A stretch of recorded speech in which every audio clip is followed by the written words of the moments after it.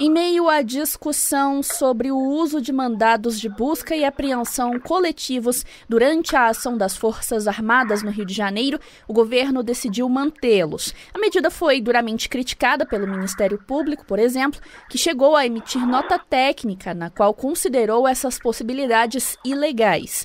Na visão do governo, esse tipo de medida será necessária porque a realidade urbanística do Rio de Janeiro favorece o deslocamento de eventuais alvos dos mandados. E para falar sobre o assunto, conversamos agora com Fábio Medina Osório, ele que é jurista e foi ministro da Advocacia Geral da União.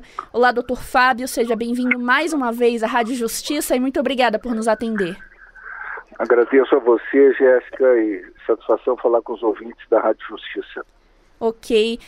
Antes de entrarmos nessa questão um pouco mais polêmica, né, dos mandados coletivos, será que podemos explicar aos nossos ouvintes para que serve o mandado coletivo na prática? Bom, primeiro nós temos que esclarecer, evidentemente, que a casa é um local inviolável, né, nos termos do artigo 5º, capítulo 11 aí da Constituição Federal, e não há dúvida de que esse dispositivo constitucional veio a ser disciplinado também no artigo 243 do Código de Processo Penal, que remete ao mandado de busca e apreensão, que é um instrumento que permite que o juiz possa emitir uma ordem na qual se deve indicar o mais precisamente possível a casa em que será realizada a diligência e o nome do respectivo proprietário ou morador, né, para, enfim, efetuar buscas e apreensões. Esses mandados de buscas e apreensões servem para entrar nas residências, né, visando encontrar, enfim, armamentos ou mesmo em perseguição a criminosos foragidos ou buscando produtos de crimes, enfim, no combate, no caso do Rio de Janeiro, evidentemente, ao chamado crime organizado, né? E, portanto, esse conceito jurídico que está presente na lei, o mais precisamente possível, ele permite uma certa indeterminação que é necessário utilizar nesses mandados nos territórios que são dominados, nessa peculiaridade no Rio de Janeiro, são dominados pelo crime organizado, nas comunidades denominadas favelas cariocas, em que o próprio direito de propriedade sobre os imóveis situados nesses territórios fica muito fragilizado. Nós sabemos aí pelos estudos especializados, né, sobre esse tema, que nas favelas, nessas comunidades, lamentavelmente, por omissão do próprio Estado, ao longo de muitos anos, décadas, enfim, o crime organizado se infiltrou e se transformou num poder paralelo ao Estado. E, através desse poder paralelo, ele fez com que esse território ficasse, de algum modo, imune ao controle estatal. Até mesmo o direito de propriedade das pessoas ali, portanto, fica vulnerável, né? Então, o mandado de busca e apreensão a ser cumprido num território que esteja perfeitamente sob controle do Estado, você indica o endereço exato onde ele deve ser cumprido, né? O prédio, o número do prédio, o número do apartamento, ou, no caso, um condomínio, o número da casa, enfim. É um território sob controle do Estado. Agora, quando você passa a tratar de um território dominado pelo crime organizado, em que esse direito de propriedade é desenhado aí por regiões, enfim, bairros, em que o Estado não entra, não controla a distribuição de energia, não controla a distribuição de outros serviços e produtos, e o próprio direito de propriedade está vulnerável ao ponto de os criminosos controlarem, poderem entrar nas residências das pessoas, independentemente da sua autorização, seja para esconder armas, seja para esconder produtos de crimes ou drogas, enfim. seja para eles próprios usarem as residências das pessoas como esconderijos, aí nós estamos numa outra realidade, né? E essa realidade tem que ser encarada também com esse conceito que está na lei, lá no artigo 243 do Código de Processo Penal, que estabelece que o juiz pode indicar no mandado o mais precisamente possível a residência ou a casa em que será realizada a diligência e o nome do respectivo proprietário ou morador. E nesse contexto é que nós tratamos desse nome, mandado de busca e apreensão coletivo. Mas, na verdade, o coletivo não é algo tão genérico assim, ou que signifique um mandado de busca e apreensão para todo um território, mas sim um mandado que contenha especificações mais genéricas, é verdade, né, da região, enfim, de uma localização específica, de uma rua, de um bairro, enfim, o porquê que está se detalhando dessa maneira o seu cumprimento. E aí se fala em coletivo, não de uma maneira individualizada, justamente para poder combater e dar efetividade ou eficácia a esse mandado, e não permitir que ele seja manipulado pelo crime organizado, que passa a usar as residências como esconderijos. Não deixa de ser uma forma de proteger os próprios moradores contra os delinquentes que controlam aquela localidade. Então,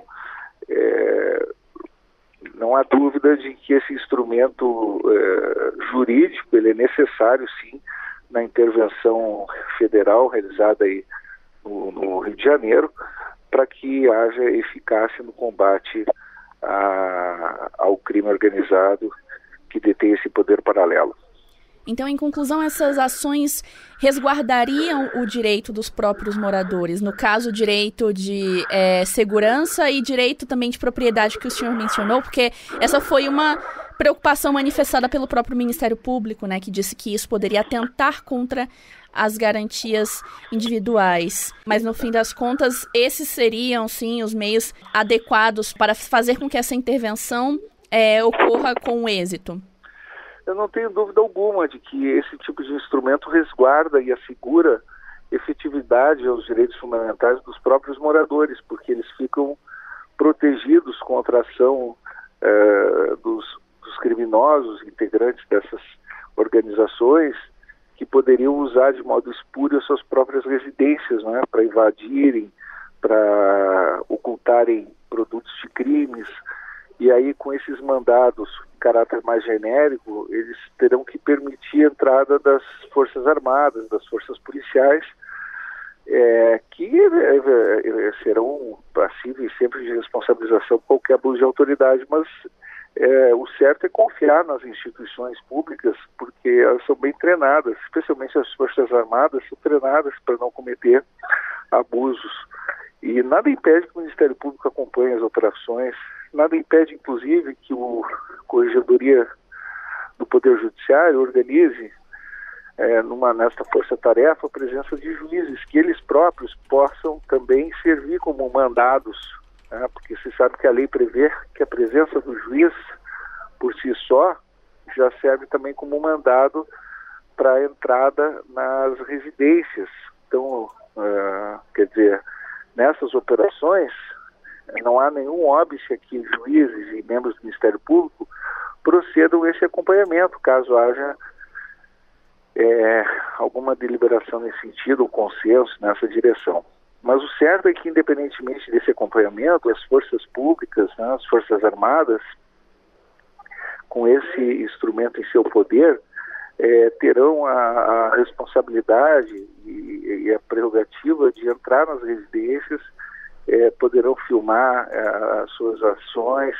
Hoje tem tecnologia para isso, poderão atuar com muito mais efetividade. Isso é uma proteção aos próprios moradores dessas comunidades, porque do contrário, o que aconteceria? Eles ficariam reféns do crime organizado, ficariam vulneráveis, né? Suas residências seriam invadidas pelos criminosos e ficariam aí expostos a serem manipulados e utilizados para servirem como escudo contra a atuação das forças públicas. Certo. E, doutor, essa não é a primeira vez que mandados coletivos foram autorizados, certo? Ações anteriores no Rio já lançaram mão desse dispositivo? Sem dúvida. Me parece que já há precedentes. Por isso eu creio que o fundamental é não apenas que as forças armadas, que as forças públicas façam as varreduras necessárias para encontrarem os delinquentes e efetuarem as prisões, mas que o judiciário mantenha essas prisões e que haja também uma varredura nos presídios, né?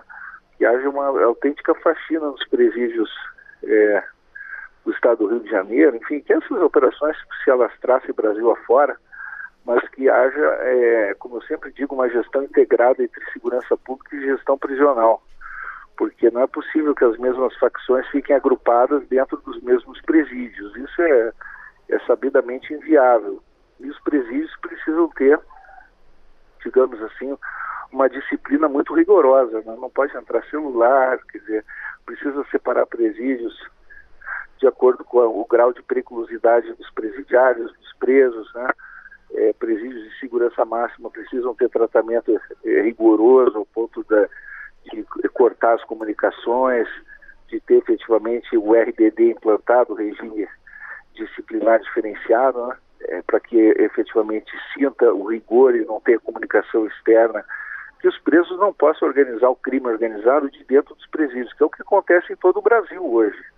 Quer dizer, porque os que são presos, os que se agrupam dentro do presídio, participam ativamente da organização da criminalidade violenta em todo o país, especialmente no Rio de Janeiro, mas também em outros estados da federação. E cuidar para que não haja chamado o displacement, o efeito migratório do crime organizado para outros estados vizinhos, para outras comunidades, enfim, para outras capitais.